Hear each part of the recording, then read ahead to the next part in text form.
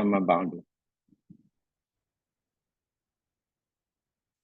Sebelumnya kita panjatkan syukur kepada Allah SWT. Sekaligus kita panjatkan doa pada Allah. Jika ada siapa di antara kita yang sedang mempunyai hajat,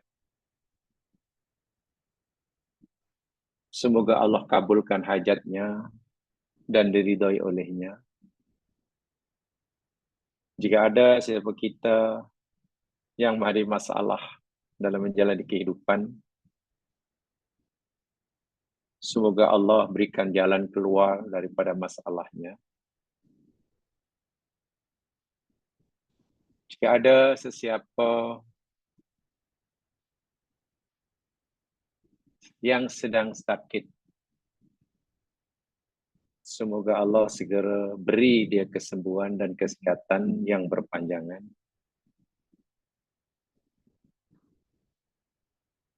Kebetulan pula wabil khusus salah seorang daripada jamaah kita yang berbahagia, Dr. Hatim, masih berada di hospital, baru saja lepas menjalani operation thyroid semalam. Alhamdulillah keadaan beliau sekarang, beliau kata okey. Hanya saja suara masih belum ada. Mudah-mudahan Allah Subhanahu wa taala memberikan kesembuhan yang tidak diikuti dengan sakit, kesembuhan yang segera dan tidak ditunda. Semoga Allah menjadikan apa yang Allah timpakan kepada beliau merupakan ujian dunia, menjadi kafarah, penghapus bagi kesalahan dan dosanya, dan rafi'atud darajat, mengangkat darjah dan kedudukannya. Dipohonkan agar beliau dapat menerima qada dan qadar Allah dengan redha dan lapang dada, serta sentiasa berhusnudzon kepada Allah, bahwa Allah tidak melakukan kezaliman sedikit pun kepada hambanya. Dan juga semoga Allah SWT sentiasa memberikan kekuatan untuk terus mensyukuri nikmatnya, sekecil apapun nikmat yang dia berikan kepadanya. Sementara bagi kita yang Allah berikan kita peluang kesehatan, kemampuan untuk melakukan kebaikan, menambahkan bekalan, Allah bukan sekadar beri kita kemampuan untuk menambahkan bekalan, tapi juga diberikan peluang untuk menambah bekalan. Tinggal lagi satu, semoga Allah beri kita kemauan untuk menambah bekalan. Karena jika Allah telah beri kita kemampuan untuk menambah bekalan, diberi kita peluang untuk menambah bekalan, jika kita tidak ada kemauan untuk menambahkan bekalan, ia hanya sia-sia. Sebab itulah, dengan kesihatan yang ada, maknanya Allah beri kita kemampuan untuk menambahkan bekalan. Dengan berhimpun kita malam hari ini, dan bila-bila masa, mana Allah beri kita peluang untuk menambahkan bekalan. Tinggal satu, pastikan kita sentiasa punya kemauan untuk menambahkan bekalan yang perlu kita bawa bila tiba masanya kita dipanggil olehnya.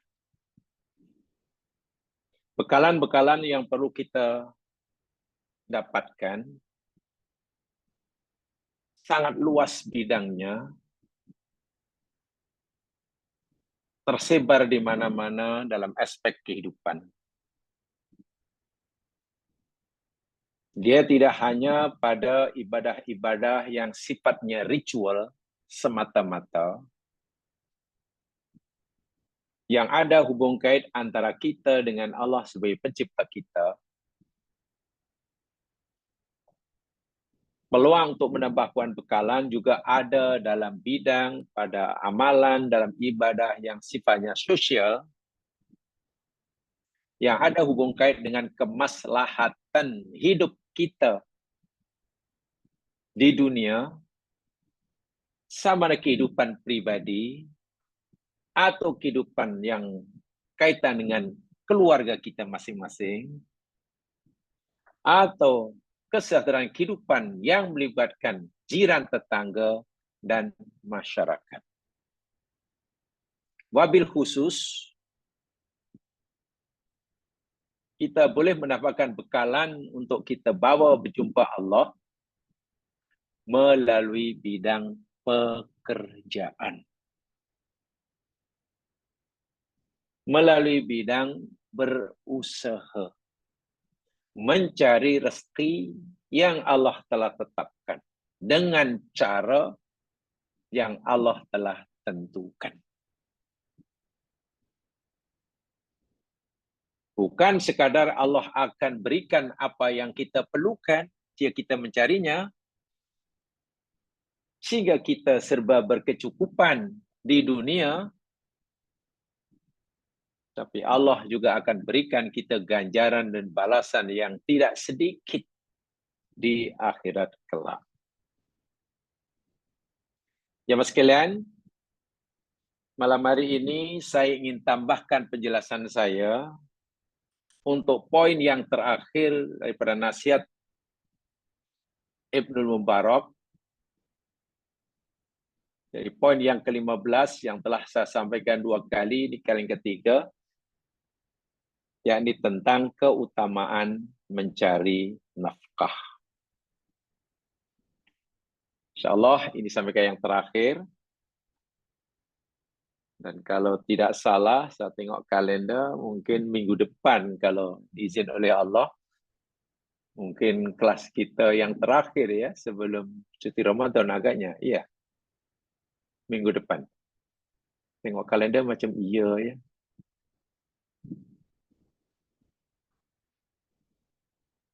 InsyaAllah minggu depan kita terakhir, jadi akan bicara tajuk khas. Malam ini saya akan nuktahkan penjelasan kajian kita selama ini tentang 15 nasihat Al-Imam Abdullah Ibnul Mubarak.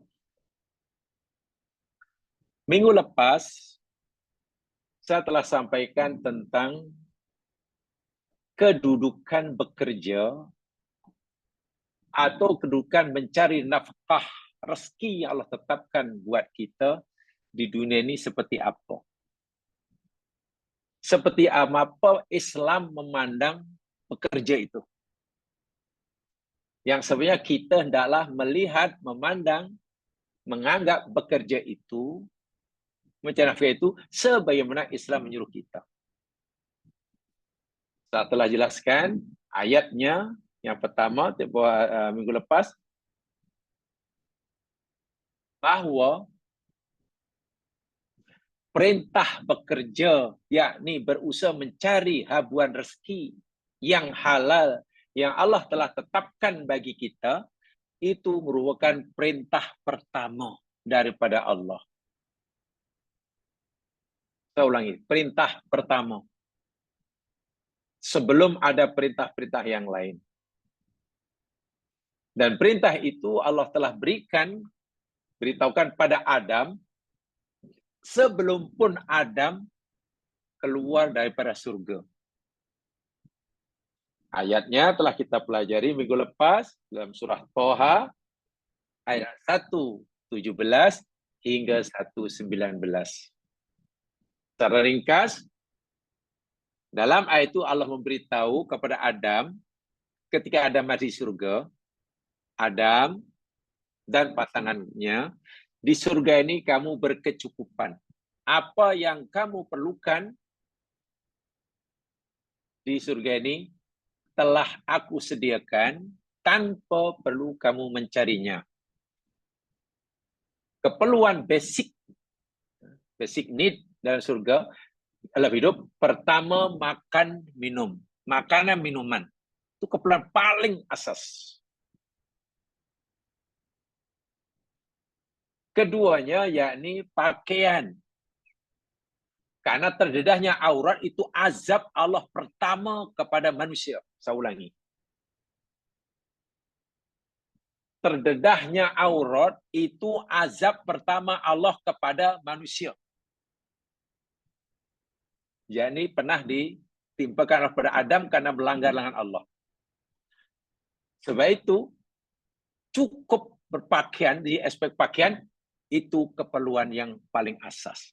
Yang ketiga, keperluan tempat tinggal. Itu dalam surah Toha itu. Makanan, minuman, Allah kata, di surga nidam, kamu tak akan dahaga, tak akan lapar, tak akan dahaga, tak akan telanjang, dan tak akan merasa panas. Maknanya makan, minum cukup, pakaian cukup, tempat tinggal cukup. Ini 3 keperluan asas kita. Allah telah sediakan, Allah telah berikan secara percuma kepada Adam, dan Adam tidak perlu mencarinya. Itu di surga. Kemudian Allah ingatkan pada Adam, Adam ingat, ini iblis musuh kamu. Dia dengki kepada kamu. Tak puas. Dia sebenarnya protes kepada aku, Adam, tapi engkau yang dijadikan mangsanya. Aku muliakan engkau lebih daripada kemuliaan aku berikan anak iblis. Iblis tak puas hati dengki kamu. Sebab itu iblis berusaha bersungguh-sungguh untuk memastikan kamu tidak lagi mendapatkan kemuliaan daripada Allah dengan 3 keperluan asas hidup telah terpenuhi. Allah ingatkan, jangan sekali-kali iblis percaya memperdayakan kamu sehingga kamu tidak layak lagi berada di surga. Sebab jika nanti kamu tidak lagi berada di surga, dan kamu akan celaka. Kamu akan susah. Kenapa susah? Karena 3 keperluan hidup ini, makanan dan minuman yang mesti kamu perlukan dalam hidup, pakaian untuk menutup aurat kamu, tempat tinggal, kamu tidak akan lagi mendapatkan percuma daripada aku. Kamu mesti bekerja rajin untuk mendapatkan. Kan begitu. Jadi, bekerja mencari rezeki yang halal untuk memastikan 3 keperluan asas ini terpenuhi, itu bukan perkara yang remeh. Itu perkara yang besar. Itu perintah pertama Allah kepada Adam walaupun secara tak langsung. Waktu itu belum ada perintah solat. Belum ada perintah puasa. Belum ada perintah itu. Tapi perintah apa? Berusaha memastikan setiap manusia berkecukupan, percaya memenuhi 3 keperluan asasnya dalam kehidupan. Makanan, minuman, pakaian, dan tempat tinggal. Tengok. Jadi ini bukan perkara biasa. Sebab itu, seorang Muslim patut merasa bersalah, patut merasa berdosa, jika ia gagal memenuhi 3 keperluan asas ini kerana kemalasannya. Itu poinnya. Seorang mukmin patut, wajib merasa berdosa kepada Allah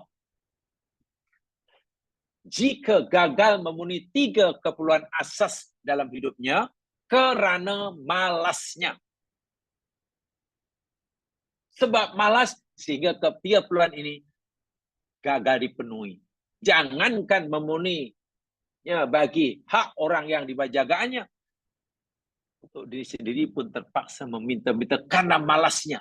Ini dikutuk oleh agama Islam. Itu kesalahan yang besar dalam agama Islam.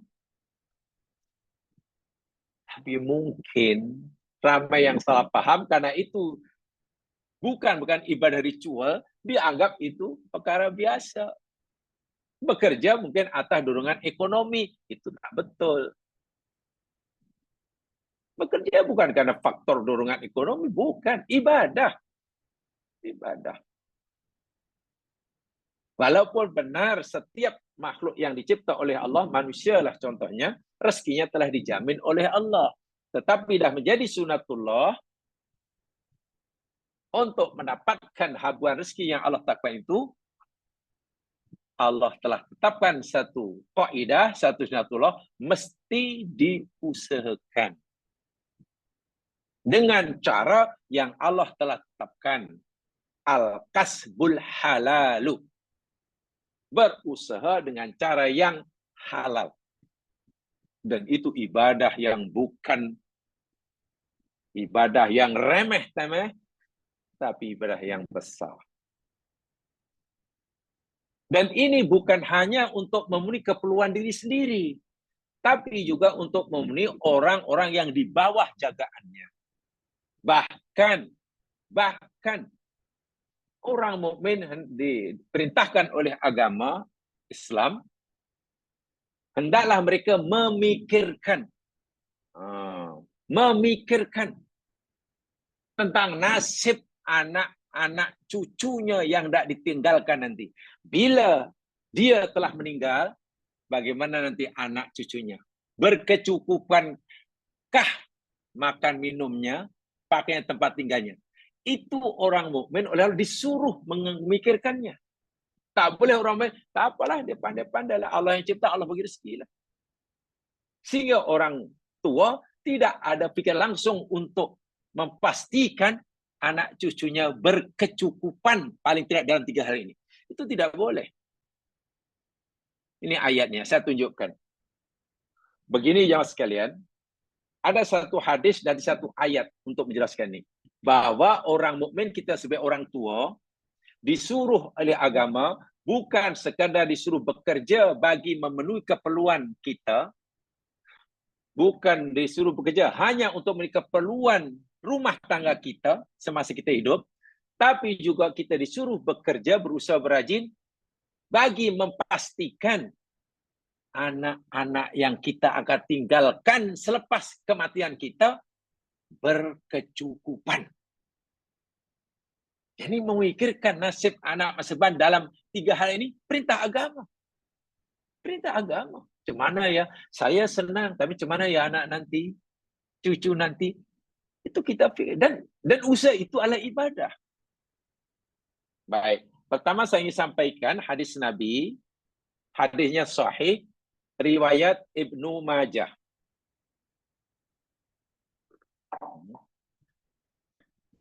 Ibnu Majah. Ini berkaitan dengan kisah sahabat Nabi bernama Sa'ad bin Abi Waqqas. Sahabat Nabi bernama Sa'ad bin Abi Waqqas. Ini luar biasa sahabat yang satu ini. Bahkan kisahnya ketika dia memeluk agama Islam menjadi asbab turunnya ayat Al-Quran. Sa'ad bin Abi Waqqas ini ketika memeluk agama Islam, ibunya, mak dia tak setuju. Marah sungguh. Lalu ibunya mengugut. Hai anakku Sa'ad, kamu mesti tinggalkan agama Muhammad. Kamu mesti kembali pada agama untuk nenek moyang. Sa'ad Ada tak nak? Tak boleh, mak. Tak boleh, ibu. Ini agama yang betul. Saya akan terus menjadi memeluk agama Muhammad Rasulullah. Ini yang betul. Akhirnya ibunya bersumpah, bernazar. Saat ibumu bermula hari ini, bahasa kita lah, berniat untuk, berazam untuk mogok makan. Bukan mogok lapar ya, mogok makan. Mogok makan maknanya ia akan berhenti makan, tak mau makan. Itu mogok makan. Kalau mogok lapar, akan berhenti lapar, tak mau lapar, makan ya. Itu maknanya mogok lapar. Saya pun tak tahu bahasa Malaysia yang satu ini. Mogok lapar itu mana tak mau lapar. Jadi makan aja. Gitu. Kalau mogok makan itu tak mau makan. Oh, driver taksi semua mogok, bawa taksi. Yang mana tak bawa taksi lah. Ini ada istilah mogok lapar. Mogok lapar itu orang yang tak mau lapar, makan aja. Kata Ibu saat ibumu ini akan mogok makan hari ini. Tak akan makan. Selagi kamu tidak berjanji keluar meninggalkan agama Muhammad. Wah, saat bersalah. 1 hari maknya tak makan, tak minum. 2 hari makin lemah, makin lemah. Saat pula merayunya, janganlah ibu, makanlah. Nanti sakit. Saya tak nak makan. Selagi awak tidak berjanji, tinggalkan Muhammad. Ini sama-sama kuat nih. Melihat ibunya makin lemah, makin tak berdaya karena sudah beberapa hari tak makan, tak minum. Sa'ad bin Abi Waqqas ini jumpa ibunya. Ibu, sekarang ginilah Bu. Jika sekiranya ibu mempunyai 100 nyawa. Bukan 1, tapi 100 nyawa. Dan nyawa ibu satu demi satu keluar. Karena ibu tak nak makan, tak nak minum. 1 keluar, 2 keluar, sehingga ya, dari tinggal 1 nyawa yang dalam pada ibu katalah. Ketahuilah Bu, anakmu Sa'ad bin Abi Waqqas tidak sekali-kali akan meninggalkan agama Islam. Sekarang terpulang pada ibu. Ibu mau makan, silakan. Ibu tak nak makan hingga mati, silakan. Walaupun ibu memilih untuk tak makan hingga mati, anakmu Sa'ad sekali-kali tidak akan meninggalkan agama Islam. Tegas itu Sa'ad. Akhirnya ibunya mengalah. Karena bagi ibunya mungkin buat apa aku terus tak makan, akhirnya mati, sedangkan anakku tetap agama Islam. Makan ibunya. Akhirnya dia membatalkan mogok makannya. Ini Sa'ad bin Abi Waqqas. Kisahnya luar biasa. Hebat orang ini. Setelah jadi sahabat Nabi jamaah sekalian, dia ada orang mukmin yang sangat baik. Dan ia seorang pekerja yang gigih. Seorang pekerja yang gigih, usahawan yang berjaya. Yang berjaya. Ketika pembebasan kota Makkah, Makkah sudah dikuasai oleh Nabi. Sa'ad bin Abi Waqqas ini sakit. Ya, agak tua lah. Yang menyebabkan kematiannya. Sakit. Maritu amal fathi hatta asfaitu ala maut. Pada hari pembebasan Makkah aku sakit. Ya. Dan masa sakit itu fa'adan Rasul SAW faqultu. Nabi termasuk orang yang melawat aku. Menjenguk aku. Menziarahi aku semasa aku sakit. Lalu aku bertanya pada Rasulullah. Ya Rasulullah, innali malan kathiran.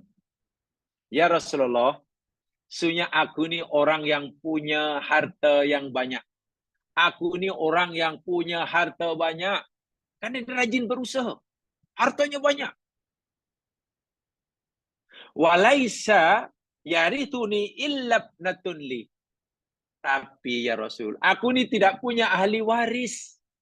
Yang akan mewarisi hartaku hanya seorang anak perempuan. Dia hanya punya seorang anak perempuan. Tak ada ahli waris yang lain. Sedangkan orang mukmin yang punya harta banyak dan ahli warisnya hanya seorang anak perempuan, seorang anak perempuan tidak akan dapat menghabiskan harta pusaka orang tuanya. Tak boleh. Yang boleh menghabiskan habuan warisan itu anak laki. Kalau orang itu anak laki, pasti semua harta nanti tidak ada yang tersisa. Semua jadi warisan. Tapi kalau anak perempuan tidak boleh. Hartanya banyak. Jadi Sa'ad bin Waqqas bertanya kepada Rasul, apa atas saddaku bithulutai mali ya Rasul? Boleh tak? Karena aku rasa-rasa tak akan hidup lama ya Rasul. Boleh tak aku sedekahkan 2/3 hartaku ini di jalan Allah? Karena hartaku banyak dan pewarisku hanya seorang anak perempuan. Tak mungkin dia dapat mewarisi semua hartaku. Jadi aku nak sedekahkan ya Rasul fisabilillah 2/3 hartaku. Biar nanti anakku mewarisnya hanya 1/3 saja. Apa Nabi kata? Qala la, tak boleh Sa'ad. Tak boleh engkau sedekahkan 2/3 untuk disalah, tak boleh. Walaupun harta kau banyak. Qultu fasatru ya Rasul, kalau aku wakafkan 2/3 tak boleh, boleh tak aku wakafkan separuh? 50%, boleh tak? Apa Nabi kata? La, tak boleh. 50% pun tak boleh. Qultu fatulus, bagaimana ya Rasul kalau aku sedekahkan fisabilillah hartaku ini 1/3? Wanted. Boleh tak ya Rasul 1/3? At-tulut. Nabi kata, At-tulut tu kathir. Saat 1/3 itu pun sebenarnya masih banyak. Kamu nak wakafkan harta kamu, walaupun harta kamu banyak, sementara ahli warismu hanya seorang anak perempuan, kamu nak mewakafkan 1/3 itu pun banyak. Walaupun akhirnya Nabi membenarkan dan ulama berpendapat maksimum orang yang nak meninggal, walaupun orang kaya, dibenarkan mewakafkan hartanya, maksimum hanya 1/3. Separuh tak boleh. Semua lagi tak boleh. 1/3 itu pun Nabi kata, banyak saat. Apa alasan Nabi? Saat tidak dibenarkan mewakafkan separuh ke sedangkan orang kaya. Dia orang kaya. Dan pewarisnya hanya seorang anak perempuan. Apa sabda Nabi? Wahai Sa'ad, innaka antadaro warothataka agniya. Sa'ad, sesungguhnya engkau meninggalkan ahli warismu. Bila kamu meninggal nanti, kamu tinggalkan ahli warismu dalam keadaan berkecukupan. Agniya itu makna asalnya kaya. Di sini maksudnya berkecukupan. Cukup makan minumnya, cukup pakaiannya, cukup tempat tinggalnya, cukup segala keperluan hidupnya. Kamu meninggal dan anak ahli warismu berkecukupan. Khairun min antadaruhum, lebih baik daripada kamu tinggalkan mereka alatan yatakaffafunan nas. Lebih baik daripada kamu meninggalkan mereka dalam keadaan papa kedana, serba kekurangan yang akan menjadi bebanan orang lain. Jamaah dengar mecun tu. Itu jiran tu. Tapi tak apa, baru pukul 9 lebih. Hari tu pukul 1. Minggu lepas, bakor. Tak apa. Tengok. Itu belum, mungkin nanti sampai pukul 12. Jiran-jiran yang... Tengok Nabi kata, engkau meninggalkan anak cucumu dalam keadaan berkecukupan. Itu lebih baik daripada meninggalkan mereka serba berkekurangan dan nanti akan menjadi bebanan orang lain. Kamu meninggal saja, anakmu serba berkekurangan, akhirnya orang kasihan, terpaksa orang bantu dia, minta maaf ada yang mengambilnya sebagai anak angkat. Apa maknanya? Orang Islam disuruh rajin bekerja, bukan hanya untuk keperluan diri sendiri, bukan hanya untuk keperluan orang di bawah jagaannya, bahkan dia disuruh untuk memikirkan nasib ahli warisnya, anak keturunan selepas dia meninggal. Jadi tidak salah, dan itu perintah agama. Suatu saat mereka yang kaya raya pun tidak dibenarkan oleh Nabi mewakafkan separuh kekayaannya. Jangan saat kamu tinggalkan anak keturunanmu nanti dalam keadaan kecuali, itu lebih baik daripada kamu meninggalkan mereka serba kekurangan. Ini hadis sahih. Dan sabda Nabi ini jamanan selari dengan firman Allah. Surah An-Nisa ayat 9. Coba lihat. An-Nisa ayat 9.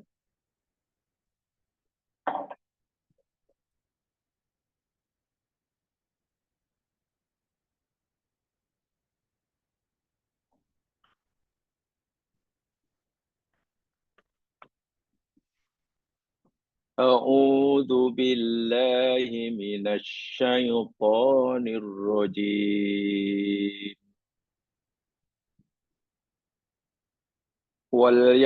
وَلْيَخْشَى الَّذِينَ لَوْ تَرَكُوا مِنْ خَلْفِهِمْ ذُرِّيَّةً ضِعَافًا خَافُوا عَلَيْهِمْ فَلْيَتَّقُوا اللَّهَ وَلْيَقُولُوا قَوْلًا سَدِيدًا. Allahu Akbar. An-Nisa ayat 9. Wal yahsha, waw dan lam hendaklah, yahsha takut, yahsha takut, khawatir, alladzina orang-orang yang, lebih-lebih lagi orang mukmin. Apa nih? Wih. Samsung SM.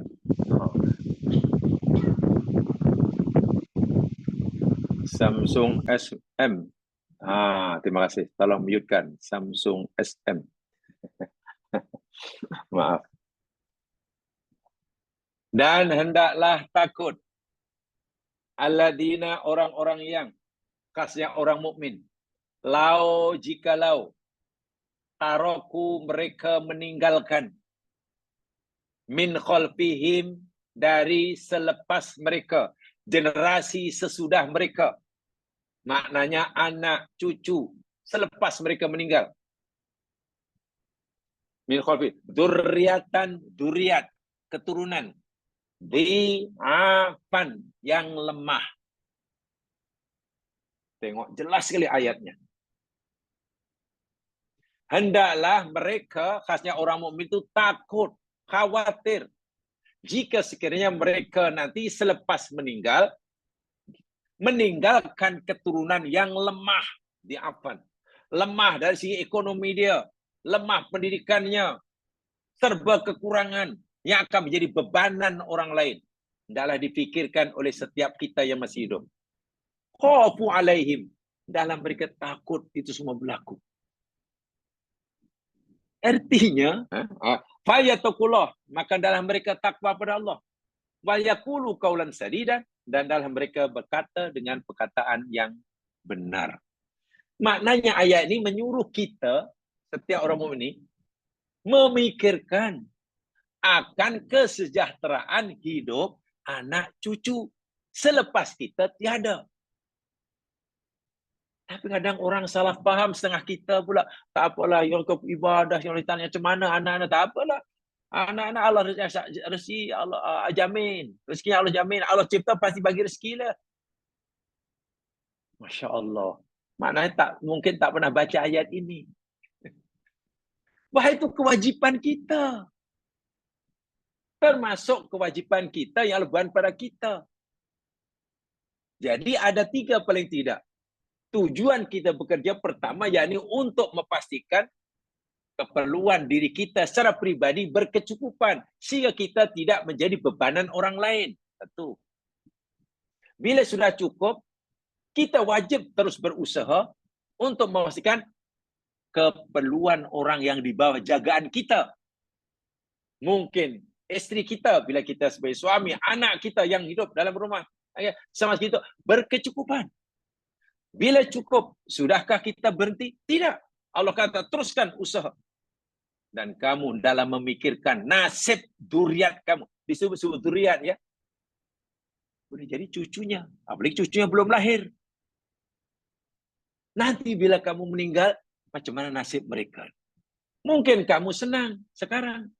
Keluargamu senang. Macam mana nanti anak kamu bila kamu meninggal? Cucu kamu. Allah kata, pikirkan. Jangan kamu meninggal, kamu mati, kamu tinggalkan mereka sebagai duriah. Diafa. Lemah ekonomi dia, lemah pendidikannya, lemah moralnya, lemah agamanya. Masya Allah. Agama Islam ini agama yang sangat-sangat progresif. Melihat masa depan. Tapi kadang orang, itu masalah dunia, jangan pikirkan. Ini kelemahan orang Islam. Melihat Islam ini, dia pikir hanya agama yang cinta ibadah, ritual semata-mata. Subhanallah.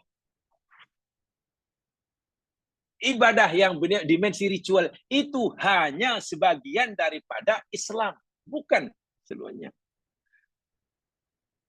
Mungkin kalau jamaah punya catatan atau mungkin ya orang beritahu atau pernah mengikuti lah. Saya pernah menyampaikan bersiri-siri jemaah sekalian, tapi di bilik yang lain.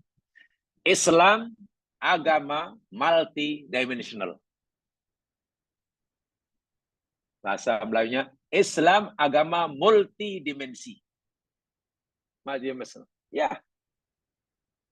Ada dimensi ritual, ada dimensi sosial, ada dimensi intelektual, ada dimensi mistisisme, ada macam-macam. Jadi ritual, ibadah ritual itu hanya sebagian saja daripada ajaran Islam. Tapi kadang-kadang itu seakan-akan satu-satunya. Sehingga masalah ekonomi, kesejahteraan rumah tangga, kesejahteraan anak cucu bila nanti itu seakan-akan di luar Islam. Sehingga wah itu Allah bebankan pada kita. Ini ayatnya. Jelas sekali.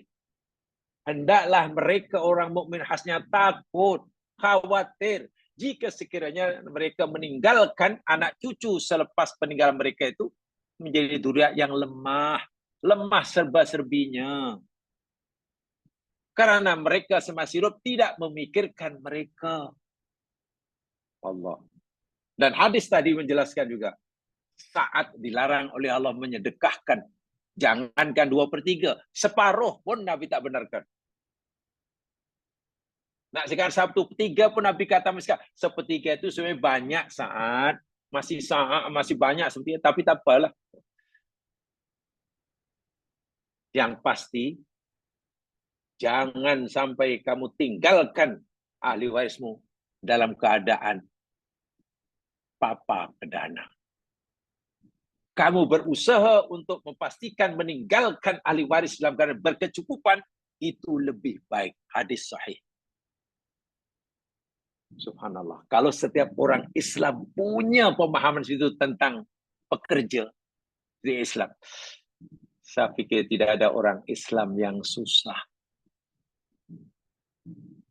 Dan tidak ada orang Islam yang menganggap bekerja itu dunia. Itu ibadah. Ibadah karena cara memahaminya tak betul. Takkanlah bekerja ibadah. Sehingga minta maaf, sekali lagi minta maaf sama sekalian. Saya pernah mendengar. Karena waktu saya lambat balik. Daripada surau biasanya lepas sembahyang baliklah. Jadi saya berhenti sekejap. Ada orang bersetara. Dia sempat pula dengar mukadimahnya. Mukadimahnya, tuan-tuan, kita bersyukur kepada Allah karena kita dipilih oleh Allah. Malam hari ini kita telah berada di surau mengajarkan solat berjamaah. Sekarang kita berada di majlis ilmu. Masjid amat diberkati. Bertuahlah. Karena bila-bila masa kita mungkin dibalik oleh Allah. Bagus. Saran itu bagus. Tapi yang tak bagusnya selepasnya. Dia cakap tengok sudah kita mungkin sekarang tengok masih ada yang berjalan di jalan raya belum sebab rumah. Mungkin ada yang masih di office. Tengok waktu maghrib dia tak tahu di mana solatnya. Ya itu yang saya tak setuju ditanya tu. Di mana solat maghrib? Ini maghrib mungkin masih di office. Dia ingat kalau tak ada di surau dia tak solat. Itu kan bahaya tu. Sekarang tengok masih belum balik. Dia fikir asal orang yang tak ada di surau waktu maghrib, dia tak solat maghrib. Itu sudah suudon. Dan tengok akhirnya kerja tak habis-habis. Kalau dapat mati tak dibawa. Itu makin tak betul. Sehingga orang yang disuruh, apalagi memang dah pencen, akhirnya merasa jadi orang lebih baik. Saya kok lebih baik lah saya sudah pencen. Tengok orang tu aja cari dunia. Tapi di hujung sarahannya, sebelum Isya atau masuk Isya itu hujung sarahannya apa kata penceramahnya? Tuan-tuan, kami datang ini di samping sana, jadi kami inginlah minta bantuan tuan-tuan, kami membawalah satu ini proposal, kami nak buat itu buat ini. Siapa yang ingin mewakafkan, infakkan hartanya di jalan Allah, nanti Allah akan beri balasan berlipat kali ganda. Jadi sisihkanlah sedikit harta yang saya dengar juga karena datang surau pula sebelum Isya kan habis. Dalam hati saya di awal tadi celah menyidik orang yang rajin bekerja. Di hujung pula minta sumbangan. Ini kan pelik ni. Ini sebenarnya seakan-akan benda itu betul. Nasihat itu seakan-akan betul. Tapi coba kalau kita kaji Al-Quran dan hadis Nabi. Bukan begitu cara memahami Islam. Hendaklah kita melihat bekerja itu sebagaimana Islam menyuruh kita menilainya. Baru betul. Masya Allah. Inilah yang bagi saya sangat penting. Masih ramai orang yang terkeliru.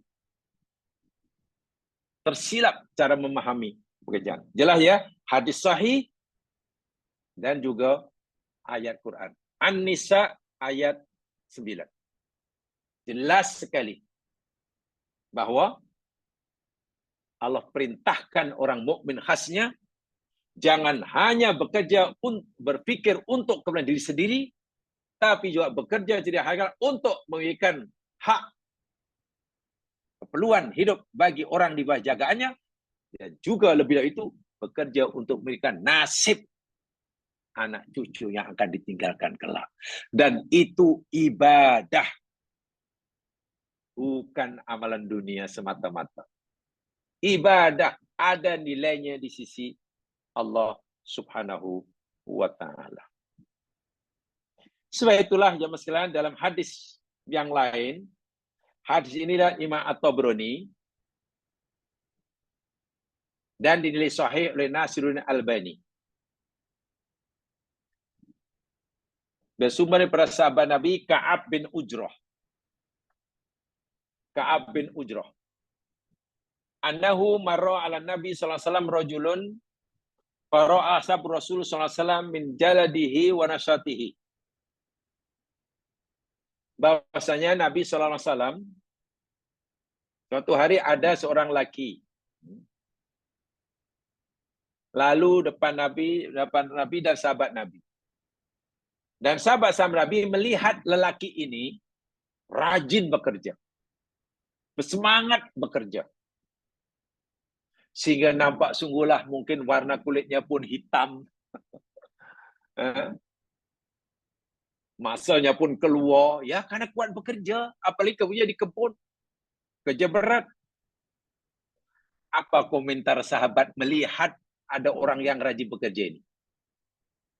Komentar sahabat Nabi yang Nabi dengar, faqalu ya Rasulullah, lau kana hadza fi sabilillah, ya Rasulullah, kalaulah orang yang rajin bekerja itu, kalaulah tenaganya itu digunakan untuk berjihad fi sabilillah, kan baik. Dia masih muda, tenaga kuat. Napalah umur muda, tenaga kuat hanya digunakan untuk bekerja di kebun macam tu. Hingga berpeluh-peluh, hingga hitam warna kulitnya. Kan elok kalau dia gunakan kesehatannya untuk berjuang fisabilillah. Apa kata Nabi? In kana kharaja yas'a ala waladihi sigharan fahuwa fi sabilillah. Wahai sahabatku, jika lelaki yang kuat bekerja itu keluar daripada rumah, niatnya nak mencari rezeki yang Allah tentukan buatnya, bagi menyara, mencukupi keperluan anak-anaknya yang masih kecil. Dia punya anak, mungkin anaknya masih kecil. Mereka perlu makanan, minuman dan segala. Dan tujuan bekerja untuk memastikan keperluan anak-anaknya itu cukup. Fahuwa fi sabilillah.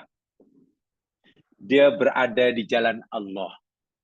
Jangan kamu fikir kerja dia itu sia-sia. Dia itu berada di jalan Allah. Artinya apa? Jika sekiranya orang bekerja di kebun tadi telah panjat pokok tamar, lalu jatuh dan mati, matinya fisabilillah. Kenapa? Ia di jalan Allah. Bekerja mencari siang halal bagi menyara kehidupan keluarga, itu fisabilillah. Itu ibadah. Wa in kana kharaja yas'a ala abawaini saykhaini kabiraini fawa fi sabilillah. Dan jika orang yang rajin bekerja yang kamu nampak tadi, rajin bekerja tadi kerana hendak menyara, memenuhi keperluan hidup kedua ibu bapanya yang dah uzur. Boleh jadi dia punya mak bapak yang sudah berumur, tak mampu bekerja. Sedangkan mak bapak masih perlu makan minum, kesehatan. Dan orang tadi bekerja bagi memastikan keperluan orang tuanya yang dah uzur itu berkecukupan. Maka orang itu fisabilillah, dapat pahala. Jika ajal menjemputnya ketika di tempat kerja, mati syahid. Namanya syahid akhirat.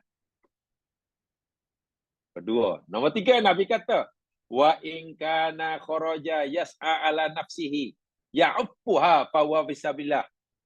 Jika lelaki tadi yang kuat bekerja tadi, nawa itu bekerja yakni nak memastikan keperluan dirinya berkecukupan sehingga tidak menjadi bebanan orang lain.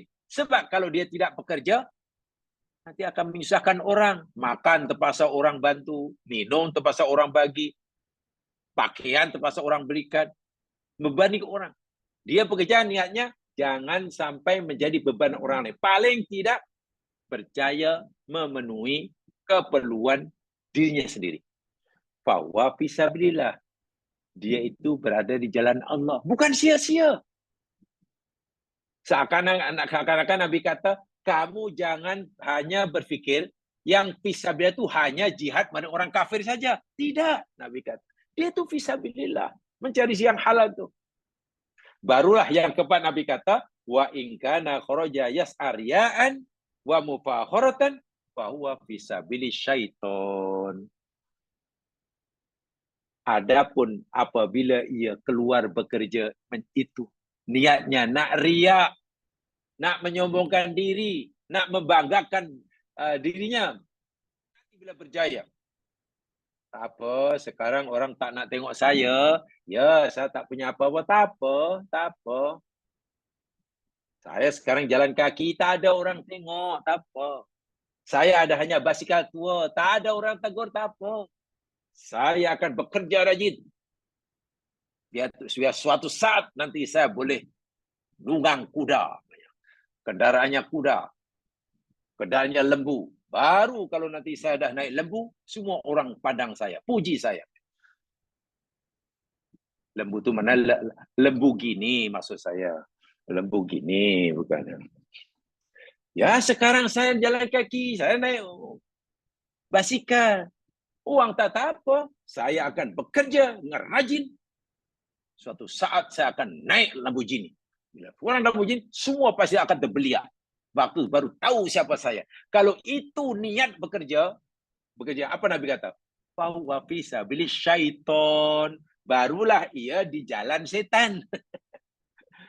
Berdosa. Karena dari awal niat bekerjanya hanya untuk menyombongkan diri, supaya orang pandang dia, supaya orang hormati dia. Sekarang orang tak pandang saya, tak apa. Saya tak punya apa-apa. Suatu saat, bila saya sudah punya segalanya, baru mereka tahu siapa gua. Nah, itu barulah salah. Jadi tengok, yang membezakan tadi hanya niatnya. Bila niatnya untuk keperluan diri sendiri, fisabilillah. Niatnya untuk menyara kedua ibu bapanya, fisabilillah. Niatnya untuk menyara orang di wajahnya, fisabilillah. Tapi kalau dia nak riak, nak membanggakan diri, supaya orang kenal, oh baru waktu orang semua puji. Setiap langkah yang dihayunkan setiap pagi, balik petang, fisabilis syaiton. Wa'iyadzubillah. Itulah kerja. Sehingga Imam Ibnu Taimiyah, orang ulama yang dianggap sangat keras ini, apa dia kata? Talabul halali wan nafaqati al-ayali babun azimun. Berusaha mencari rezeki yang halal dan berusaha mencari nafkah bagi memenuhi keperluan ahli keluarganya. Itu adalah satu perkara yang sangat agung dalam agama. La ya'diluhu syai'un min a'malil birri. Tidak ada amalan baik yang lain yang dapat menandinginya. Allahu Akbar walillahil hamd. Maknanya kata Imam Ibnu Taimiyah, kebaikan yang sangat tinggi yang tak ada kebaikan lain dapat menandinginya, bekerja mencari rezeki yang halal bagi memenuhi keperluan rumah tangganya. Tak ada kebaikan lain yang dapat mengalahkannya. Itu kata Ibnu Taimiyah. Sama dengan kata Ibnu Mubarak yang kita sedang pelajari ini. Kalau kata Abdullah Ibnu Mubarak, la yaqau ma'al kasbi ala yari syai'un wala jihad fi sabilillah. Itu kan poin yang ke-15. Tidak ada kebaikan yang dapat menyamai makom dan kedudukannya melebihi daripada berusaha mencari yang halal. Hatta jihad fi sabilillah pun tidak dapat menyamai. Itu orang-orang dahulu zaman sekalian. Sangat-sangat mengambil berat.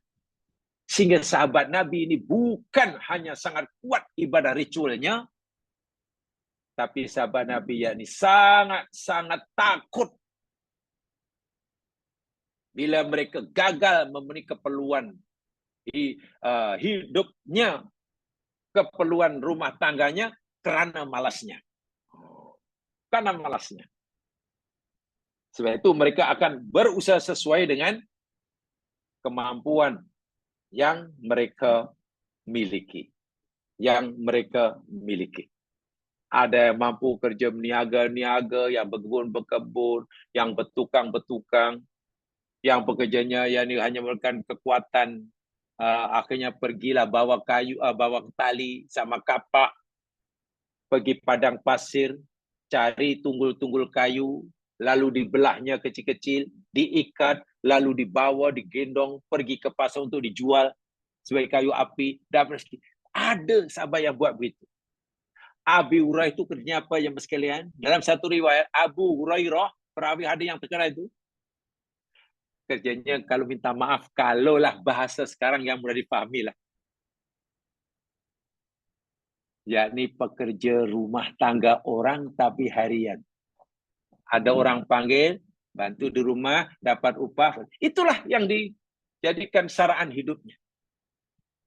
Walaupun dia susah, tidak mau meminta-minta. Paling tidak ia berusaha untuk mencari rezeki untuk memenuhi keperluan diri sendiri. Kerja itu upah. Masya Allah. Bahasa Indonesianya agak apa ya? Dipanggil jadi ART. Oh. ART bahasa sekarang. Kalau bahasa dahulu dipanggil Pramu Wisma. Dahulu dipanggil Pramu Wisma. Di atas ada pramugari. Ada pramugara. Di rumah Pramu Wisma. Oh, gitu. Nah, pramu itu kan pembantu. Pekerja yang bantu pramugara yang membantu di kapal terbang tuh. Bantulah layan orang lah, kutip sampah lah, cuci tandas. Itu pramu. Tapi kerjanya terbang, dilema lah. Kalau di bawah di rumah pramu wisma. Wisma itu rumah. Wisma Putra, Wisma Sultan. Jadi ini pembantu rumah. Halal. Ada yang tak halal. Namanya pramuria. Nah, pramuria itu tak halal. Ria itu sukeria. Pramuria mana menemani orang yang seronok-seronok. Kerjanya jadi di klub-klub, di klub malam, di pub-pub. Itu namanya pramuria. Ada istilah sekarang kalau di Indonesia namanya ART katanya. Itu lebih populer. ART itu asisten rumah tangga. Wah, hebat. Asisten rumah tangga. Iya. Dan Abdullah pernah kerja itu. Karena dia tak nak memenuhi keperluan dengan meminta nak. Hina. Meminta itu perbuatan hina, kata sahabat Nabi. Selagi masih ada kemampuan. Dan dalam Islam, ini yang perlu kita yakini pada kita sendiri dan juga pada orang lain. Dalam Islam tidak ada istilah kerja kasar atau kerja halus. Tak ada. Islam dalam usaha mencari rezeki tidak ada istilah kerja kasar dan kerja halus. Tak ada. Yang ada kerja halal dan kerja haram. Itu ya. Tapi kita ini sudah dimasukkan pikiran, ini kerja kasar. Kenal jangan. Cari kerja yang halus. Yang penting halus walaupun haram. Jangan nak kerja kasar walaupun halal. Ini bahaya sekali ya mas sekalian. Islam tidak mengenal kerja kasar atau halus. Yang ada halal dan haram. Sehingga Nabi mengatakan, seorang kamu bawa kayu, bawa tali, bawa kapak, pergi ke padang pasir, belah kayu, lalu diikat, lalu digendong, pikul, perat, dijual. Itu lebih mulia, lebih terpuji di sisi Allah daripada ia meminta-minta sama ada diberi atau tidak. Masya Allah. Orang yang bekerja segitu bagi menuju keperluan tangga, Nabi kata apa? Fisabilillah. Tapi kita ini tak tahulah sudah dimasukkan, sudah dipahamkan gitu kerja kasar, kerja halus. Mana kerja kasar, kerja halus? Islam tak tanya, malaikat tak tanya nanti. Dulu awak kerja kasar, kerja halus, tak ada. Yang ada halal ke haram. Kerja halal pun, alhamdulillah, walaupun mungkin kasar, kata orang, berpeluh-peluh tak apa. Kerjanya senang, dapat banyak, halus, sejuk, nampak smart. Tapi haram, buat apa? Allahu Akbar walillahilhamd. Ini ya.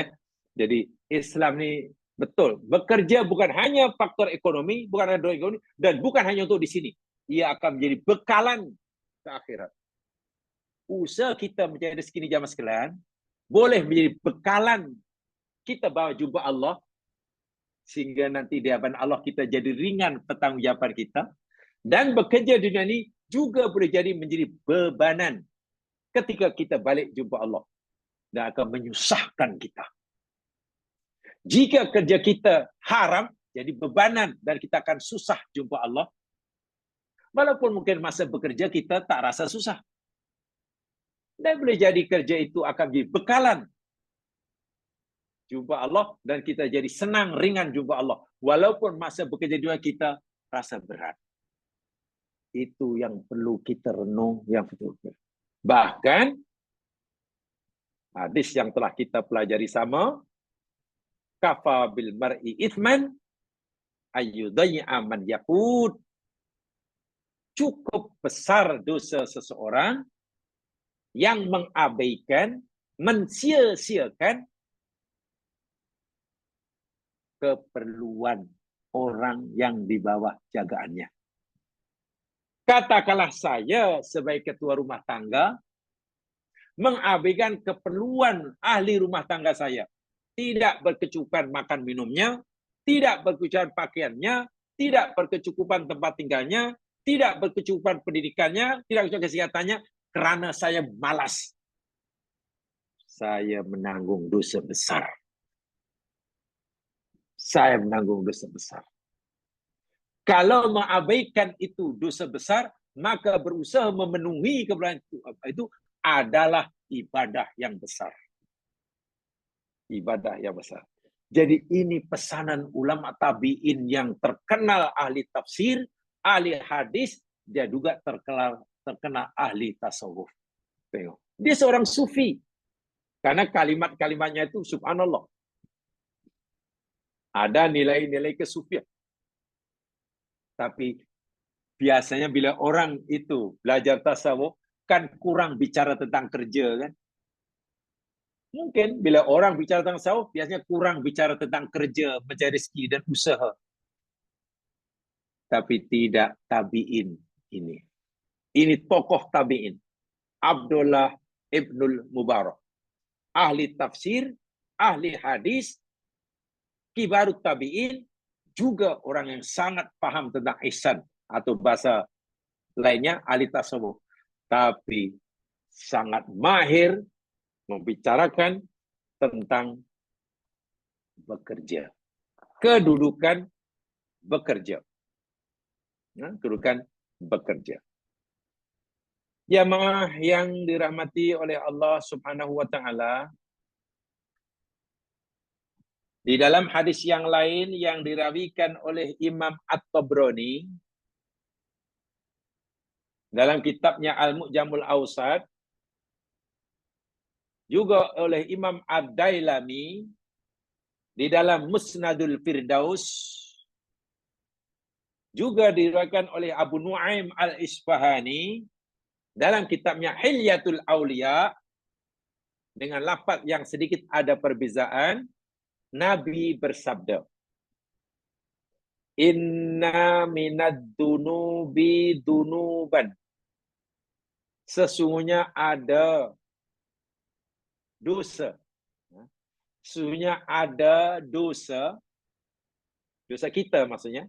La yukaffiru has-salat wala siyam wala hajj wala umrah. Dosa mana tak dapat dipadamkan atau dihapuskan dengan ibadah solat, ibadah puasa, ibadah haji, ibadah umrah. Solat yang kita lakukan tak mampu nak menghapuskan dosa itu. Puasa, haji, umrah tak mampu menghapuskannya. Ada dosa yang macam itu. Lalu sahabat bertanya, ya Rasul, kalau solat pun tak mampu menghapuskan dosa tersebut, haji pun tidak, umrah pun tidak, puas, lalu apa yang boleh menghapuskan ya Rasul? Ma yakulu ya Rasul, apa yang boleh menghapuskannya? Apa Nabi sabda? Al-humumu fi talabil ma'isyah. Astagfirullahaladzim. Dosa, ada dosa yang hanya dapat diampunkan oleh Allah dengan apa? Dengan bersungguh-sungguh. Punya kemauan, keinginan yang bersungguh-sungguh dalam mencari penghidupan, mencari rezeki yang halal. Allahu Akbar. Orang yang bersungguh-sungguh mencari penghidupan, ma'isyah, bagi memenuhi keperluan hidup, itu boleh menghapuskan dosa. Dosa mana tidak dapat dihapus dengan ibadah solat, puasa, Haji. Apa makna ayat ini? Apa makna hadis ini? Katalah saya, karena saya malas mencari rezeki yang halal, sehingga keperluan rumah tangga saya terabaikan. Tak cukup, 3 keperluan asal tak cukup. Saya dosa. Kan Nabi kata, cukup besar dosa orang yang mengabaikan keperluan orang dibajaganya. Saya berdosa. Dosa itu ya Masan, tak dapat diampuni oleh Allah, walaupun saya rajin solat. Saya rajin solat. Saya tidak boleh menghapuskannya. Saya rajin puasa. Tak boleh. Saya rajin zikir. Saya rajin baca Quran. Saya rajin umroh. Masya Allah. Apa yang boleh menghapuskan dosa saya? Yang satu itu, mengabaikan. Ya, kena bekerja lah. Agar saya dapat memenuhi keperluan rumah tangga saya. Itu aja. Jadi bekerja bukan semata-mata dapat memenuhi keperluan hidup, tapi boleh menghapuskan dosa. Dosa mana tidak dapat diampunkan dengan solat, dengan puasa, dan lain sebagainya. Subhanallah. Walaupun hadis itu jamaah sekalian, ya dipersikan oleh ulama hadis. Ada yang mengatakan hadis itu dhaif, ada yang mengatakan hasan, ada yang mengatakan dhaif jiddan. Lalu bagaimanapun, ia boleh dijadikan alasan karena kebanyakannya tidaklah menilai kedaifannya itu bersangatan. Ya, bersangatan. Ini, jamaah sekalian. Kita semakin nampak, kita semakin dapat melihat bagaimana kedudukan bekerja menurut Islam. Berikut saya ingin sampaikan ayat-ayat yang menunjukkan kepada kita betapa tingginya kedudukan bekerja mencari yang halal menurut agama Islam. Sangat tinggi kedudukannya. Pertama, mari kita lihat surah Al-Muzammil. Al-Muzammil, surah 73, ayat 20. Surah 73, ayat 20. Ya, ayat terakhir itu. Agak panjang ayatnya ya. Tapi saya baca keratan ayatnya sahaja. Di dalam surah Al-Muzammil, ayat yang terakhir, panjang ayatnya, tapi saya baca yang penghujung saja. Yang tengah ya. Ayat berbunyi, faqra'u ma tayassara minal Qur'an. Ya. Ayat ini ceritanya ditujukan pada orang yang sedang jadi imam. Itulah. Bila seseorang itu menjadi imam solat, hendaklah tok imam ini bijak, pandai, sentiasa memperhatikan keadaan makmum yang di belakangnya. Jangan jadi imam sok sendiri. Tak boleh. Kalau orang tu solat seorang, tak apalah mau baca hatam Al-Quran, tak apa. Mau rukuk setengah jam, sila. Sujud 40 minit, sila. Sembahyang seorang. 1 rakaat baca surah Al-Baqarah, terpulang kalau sembahyang seorang. Tapi kalau dia sedang jadi pak imam, kena mengambil kira makmum yang di belakang. Apa kata Allah? Faqra'u ma tayassara minal Qur'an. Baca oleh kamu, yang tengah ya, mulai tengah ya. Baca oleh kamu apa saja yang mudah daripada Al-Quran. Maknanya bila kamu jadi imam, bacalah surah-surah pendek je lah. Ya, baca Inna A'toina ke, baca Qul Huwallahu Ahad ke, tak apa. Ya, baca Alam Taro ke, pendek-pendek cukuplah mata surat. Kenapa? Kenapa Allah suruh mengambil kira kepentingan makmum? Alimah. Tengok tu. Alimah. Allah mengetahui. Pak Imam mungkin tak tahu. Tapi Allah mengetahui. Dan Allah beritahu pada Pak Imam. An sayakunu minkum mardon. Mardon. Bahwasanya ada di antara kamu yang tinggal di belakang, maknanya yang jadi makmum kamu itu orang yang sedang sakit. Bayangkan. Ada makmum sakit. Tak boleh berdiri lama. Atau tak boleh duduk lama. Tiba-tiba imam sok sendiri baca di bantainya surah satu rakaat surah Yasin. Teruk kawan ini. Macam mana coba bila makmum sedang sakit? Diambil kira. Itu satu. Yang keduanya, wa akharuna yadribuna fil ardi yabtaguna min fadlillah. Masya Allah. Dan ada makmum yang lain yang berada di belakang itu, ada mereka sedang berjalan di muka bumi mencari kurnia Allah. Kenapa? Bekerja. Dia singgah di surau itu, ya karena ada masuk waktu, dia singgah. Tapi sebenarnya dia sedang on call. Dia bawa Grab. Dia bawa taksi. Dan sedang dapat panggilan, ada customer nak ni suruh hantar. Tapi karena waktu solat dah. Jadi dia solat dululah. Coba kalau Pak Imam tak mengambil kira di belakang yang sedang menjadi segini. Di bantainya satu rakaat, 1 jam. Kacau. Yang di belakang itu ada macam-macam urusan. Ada yang sedang ada tugas, ada yang mungkin sedang ada panggilan, ada yang sedang mungkin nak pergi sambung kerjanya, ada yang macam-macam. Jangan panjang-panjang.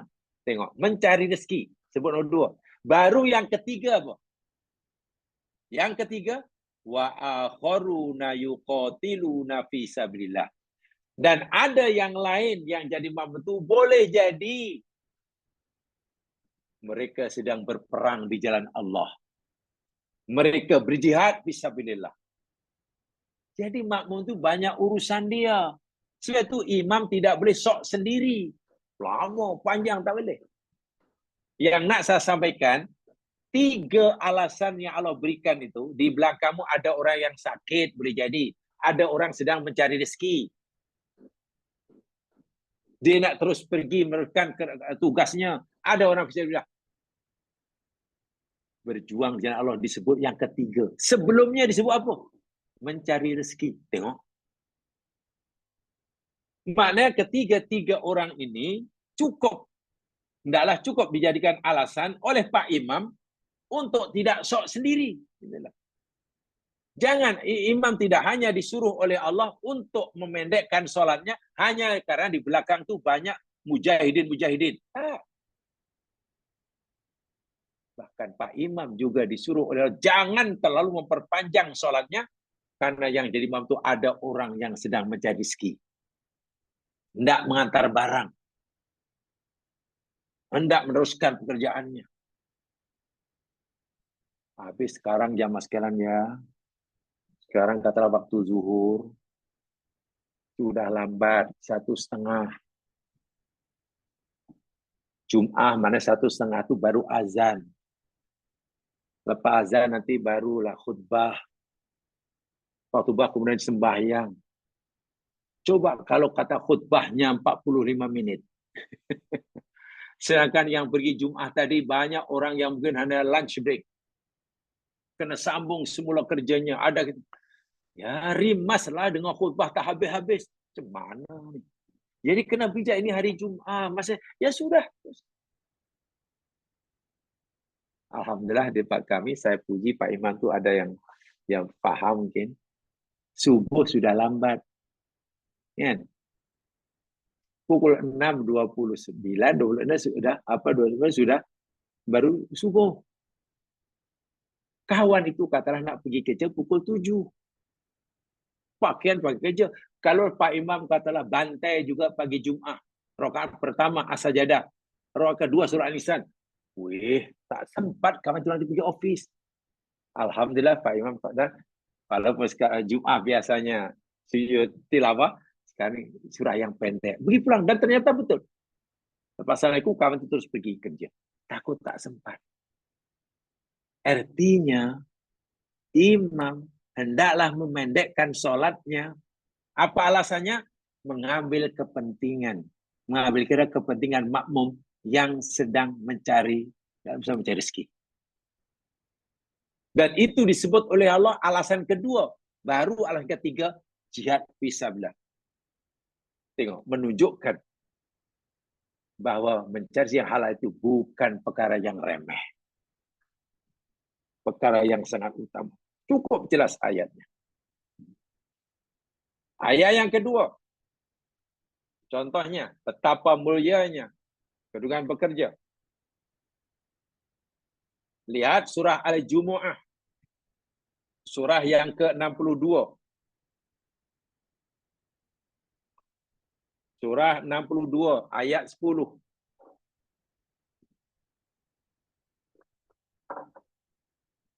Surah 62 ayat yang ke-10.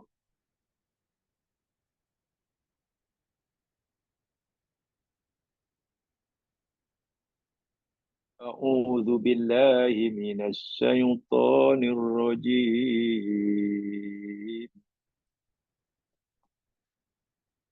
Fa idza qudiyatis salatu fantashiru fil ardh wabtaghu min fadlillahi wadhkurullaha katsiran la'allakum tuflihun. Fa'idha maka apabila qudiyat telah ditunaikan as-salatu solat, apabila solat telah ditunaikan, dilakukan, assalamualaikum, apa Allah suruh teruskan wirid kamu? Teruskan iktikaf kamu di masjid? Ini kita kaitan dengan solat Jum'ah. Apakah Allah teruskan kamu, hatamkan keluarga kamu bila sholat Jumat habis? Tak. Allah kata apa? Fantashiru fil ard. Allahu Akbar. Maka bertebarlah kamu di muka bumi, wabtagu min fadlillah, dan cari oleh kamu kurnia Allah. Maknanya disuruh bekerja. Tengok. Perintah bekerja mencari rezeki yang halal oleh Allah Subhanahu wa taala. Allah perintahkan sejurus selesai waktu sholat. Fa itu maknanya lalu. Apabila sholat telah ditunaikan, lalu. Maknanya tidak ada gap masa. Masya Allah. Bila sholat itu penting, karena itu ada hak hubungan kita dengan Allah, maka mencari rezeki yang halal juga perkara yang tak kalah pentingnya. Sebab itu adalah segera dilakukan. Subhanallah. Sama-sama penting. Meninggalkan sholat karena asyik bekerja pun salah. Rajin sholat, tinggal kerja pun juga salah. Agama. Jadi dikaitkan. Yang satu adalah punya dimensi ritual, yang satu mempunyai dimensi sosial. Allahu Akbar. Dan keduanya adalah bekalan. Dan lebih dahsyat lagi, motivasi bekerja dalam Islam lebih dahsyat daripada motivasi-motivasi yang diberikan oleh para pakar motivator tersohor dari seantero dunia. Kalau kita ingin motivate diri kita dalam bekerja, kita tidak perlu tanya pada para pakar motivator yang tersohor di dunia. Cukup tanya Al-Quran, kitab suci kita. Lebih dahsyat motivasinya. Lihat yang ketiga, surah Asy-Syarh ayat surah 94. Surah Alam Nasrah. Surah Alam Nasrah. Ayat 94. A'udzu billahi minasy syaithanir rajim.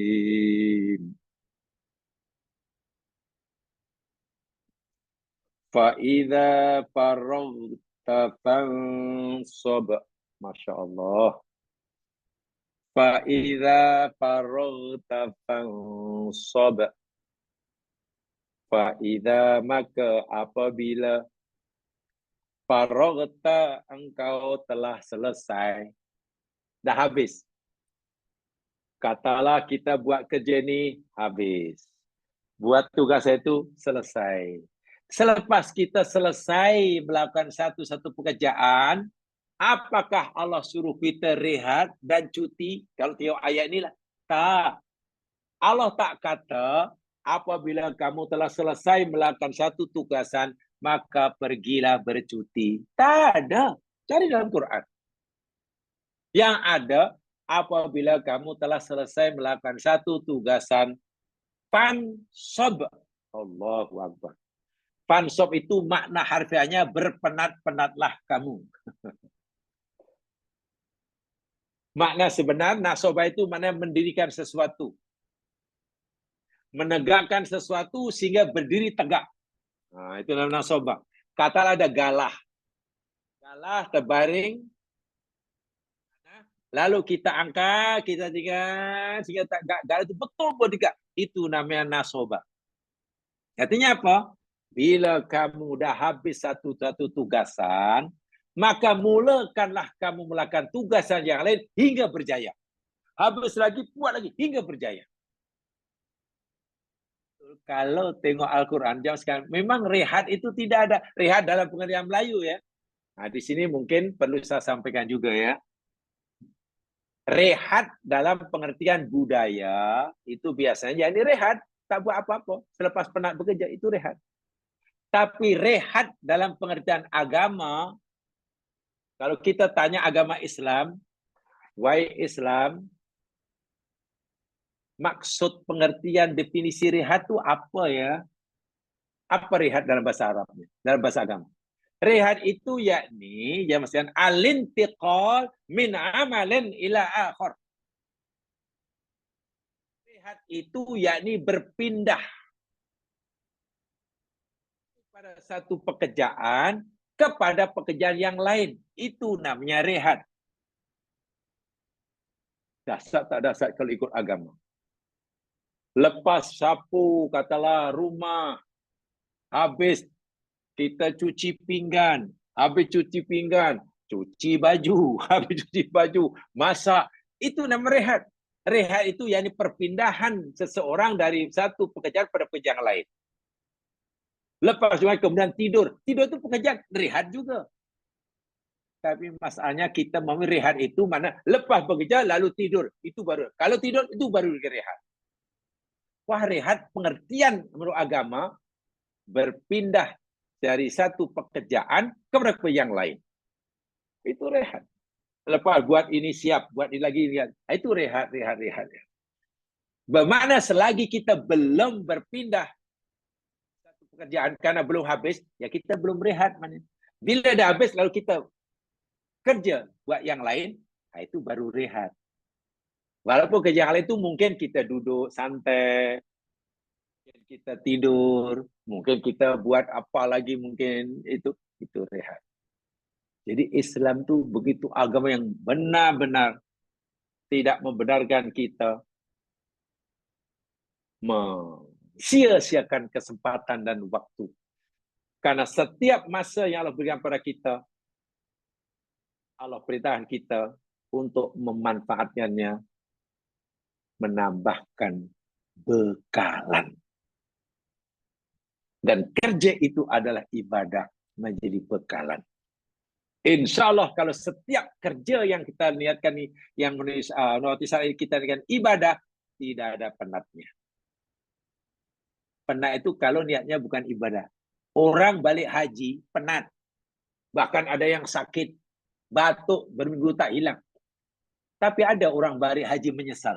Menyesal aku balik haji. Penat atau sakit, panas. Kenapa tak ada yang menyesal balik haji? Karena dia tahu itu ibadah. Bila niatnya ibadah, tak ada yang menyesal. Menyesal itu kalau niatnya bukan ibadah. Pasti menyesal. Nah ini motivasi yang diberikan oleh agama kita. Ya mas sekalian, seperti yang saya katakan tadi, walaupun dalam nota saya ini sebenarnya masih panjang, tapi seperti yang saya katakan tadi, saya cukupkan itu saja penjelasan saya tentang poin yang ke-15. 3 kali saya sampaikan. Mudah-mudahanlah menjadikan pengajaran pencerahan bagi saya menyampaikan dan jadi pegangan kita untuk mengisi kehidupan ini. Bahwasanya mari kita lihat kehidupan di dunia ini, Allah telah berikan kita bidang, lapangan untuk kita beribadah sangat luas dan bermacam-macam jenisnya. Sehingga bekerja mencari siang halal itu pun ibadah yang sangat mulia. Yang kemuliaannya tidak dapat ditandingi oleh amalan-amalan ibadah yang lain. Hatta jihad fisabilillah, bayangkan. Maknanya sangat-sangat tinggi kedudukannya dalam agama kita. Jadi mudah-mudahan, walaupun seperti yang katakan tadi, dalam nota saya ini sangat banyak nih, masing-masing, tapi saya cukupkan itu saja. Mudah-mudahan ia benar-benar bermanfaat bagi saya menyampaikan agar kita melihat pekerjaan khasnya itu sebagaimana Islam menyuruh kita melihatnya. Jadi itu saja, kurang lebih yang boleh maafkan, dan insyaAllah seperti mana yang tadi, kalau tengok dalam kalender ini, jadi minggu depan insyaAllah usrah kita terakhir sebelum Ramadan. Itu jika Ramadan katalah jatuh pada apa ya, 10 hari bulan. 12 juga. 12. 10 ke 12? 12 rasanya. Rasa ada 9 bulan tu ada kelas lagi Ustaz. Boleh saya ingat 10. Kalau 10 tu tak ada lah kan. Kalau 12 hari Selasa, insyaAllah ada lah. InsyaAllah, jadi lagi 2 kali lah insyaAllah. 2 dan ini insyaAllah kita tukar tajuk lagi ini insyaAllah sebelum Ramadan ini untuk menyegarkan pengetahuan kita menghadapi bulan Ramadan. Itu saja, kurang lebih mohon dimaafkan. Mari kita dengan bacaan tasbih kifarah dan surah Al-Asr. Subhanakallahumma wa bihamdika asyhadu an la ilaha illa anta astaghfiruka wa atubu ilaik. A'udzu billahi minasyaitonir rajim. Wal 'ashr. Innal insana lafi khusr illa alladziina aamanu wa 'amilus shalihat wa tawassaw bil haqq wa tawassaw bis sabr. Assalamualaikum warahmatullahi wabarakatuh. Assalamualaikum warahmatullahi wabarakatuh.